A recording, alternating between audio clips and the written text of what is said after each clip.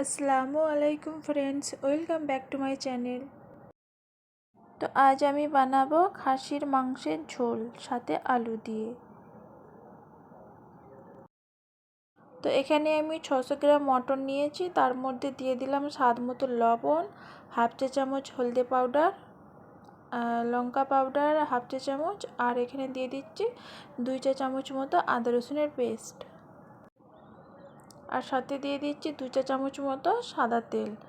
তো সব উপকরণগুলোকে একসাথে করে হাতে করে খুব ভালো করে মেখে নেব। তো আজ আমি খাসির মাংসটা একটু অন্যরকমভাবে বানাবো। আমি কিভাবে বানাচ্ছি সেটা আপনাদের সাথে শেয়ার করলাম, আর সাথে এখানে আলু কেটে নিয়েছি। তো তারপরে চলে আসলাম মশলা তৈরি করার জন্য। তো এখানে আমি কিছু গোটা মশলা নিয়েছি, ধনে, সাথে দিয়ে দিচ্ছি গোটা জিরে, আর এখানে কিছু নিয়েছি গরম মশলা, দারুচিনি, লবঙ্গ, জয়ত্রী, জয়ফল, আর 4টে এলাইচি। তো দিয়ে দিলাম, তারপরে দিচ্ছি এখানে 4টে শুকনো লঙ্কা, আর অল্প পরিমাণে পানি দিয়ে এটা 5 মিনিট মতো এভাবে রেখে দেব, তারপরে পেস্ট করে নেব। তো গ্যাস অন করে কড়াই বসিয়ে দিয়েছি। তো এখানে আমি 2 কাপ মতো তেল দিলাম।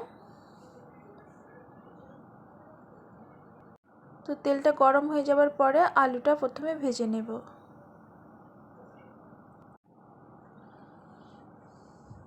তো আলুটা গোল্ডেন কালার করে ভাজবো, সাথে দিয়ে দেব লবণ আর হলদি।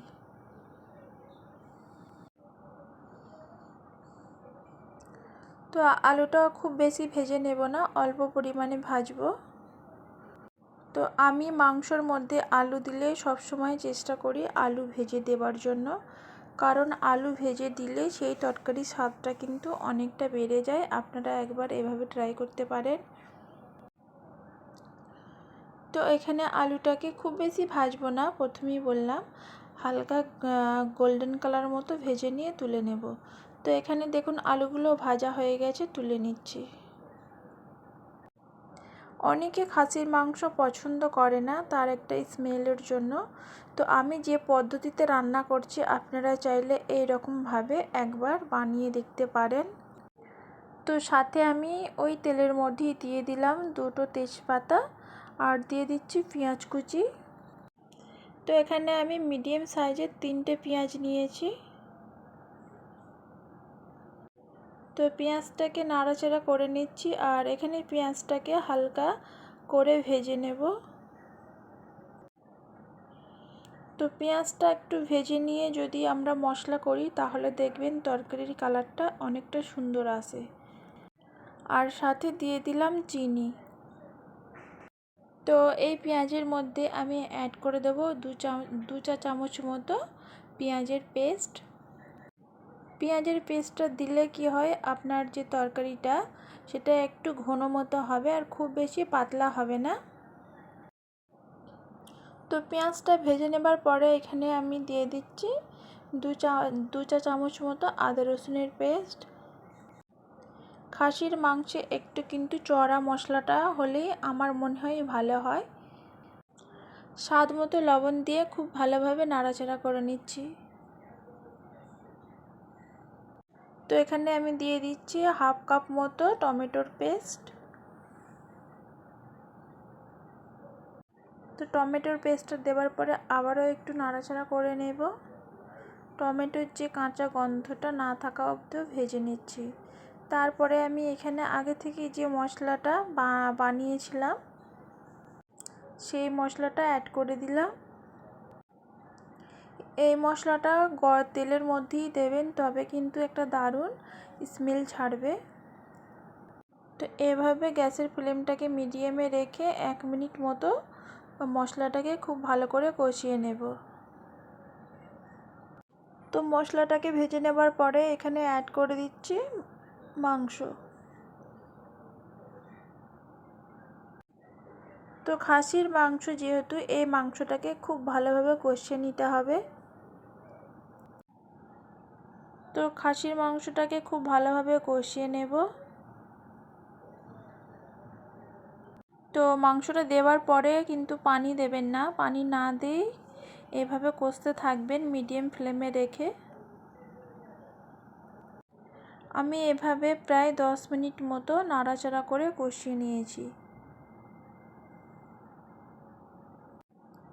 আর এই মাংস কষানোর সময় আমি একটুও পানি ব্যবহার করিনি।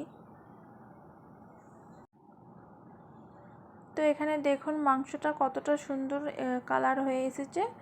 আর এই পর্যায়ে আমি এখানে হাফ কাপ মতো পানি দিয়ে দিলাম, আর পানিটা গরম পানি দিয়েছি।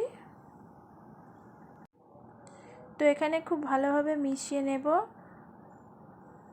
মাংসটাকে কিছুটা সময় ঢাকা দিয়ে সিদ্ধ করে নেব।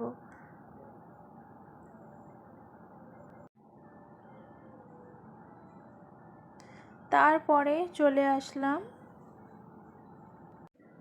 তো ঢাকাটা খুলে নিচ্ছি। এখানে দেখুন কতটা সুন্দর কষা হয়েছে, আর উপরে দেখুন তেল ভাসতে শুরু করে দিয়েছে। এখানে মাংসটা প্রায় সিদ্ধ হয়ে এসেছে। তো এভাবে আরও একটু কষিয়ে নিচ্ছি।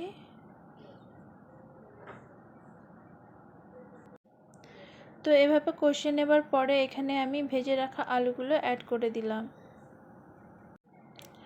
আলুটা দেবার পরে আমি এখানে আবারও 5 মিনিট মতো মাংসটাকে কষিয়ে নেব।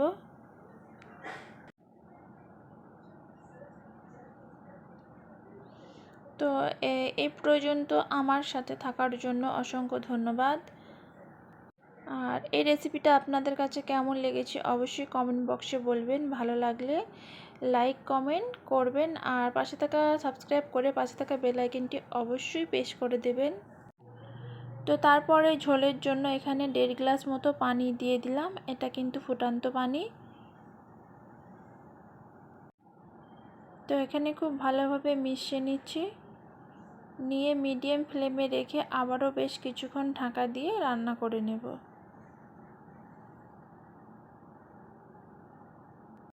তো এই রেসিপিটা আপনারা ভাত, রুটি, পোলাও ওর সাথে পরিবেশন করতে পারেন। তো এখানে আমার কমপ্লিট হয়ে গিয়েছে মাটন আলুর ঝোল। তো আলুগুলো দেখে বুঝতে পারছেন কতটা সুন্দরভাবে সিদ্ধ হয়েছে, আর মাংসের ঝোলটাও কিন্তু খুব বেশি পাতলা নেই, অনেকটা ঘন মতো হয়ে এসেছে। তো যদি আমার মতো রান্না করতে চান অবশ্যই এভাবে আরেকবার বলছি ট্রাই করতে পারেন যদি ভালো লেগে থাকে। আর সাথে দিয়ে দিলাম অল্প করে ধনেপাতা কুচি, আর কিছুটা দিয়ে দিলাম পেঁয়াজ বেরেস্তা। তো এভাবে আপনারা পরিবেশন করে নিন। আমার রান্নাটা এখানেই শেষ হয়ে গেল। তো এতক্ষণ আমার সাথে থাকার জন্য ধন্যবাদ। আবারও নেক্সট কোনো ভিডিও নিয়ে চলে আসব। তো এখানেই শেষ করলাম। আল্লাহ হাফিজ।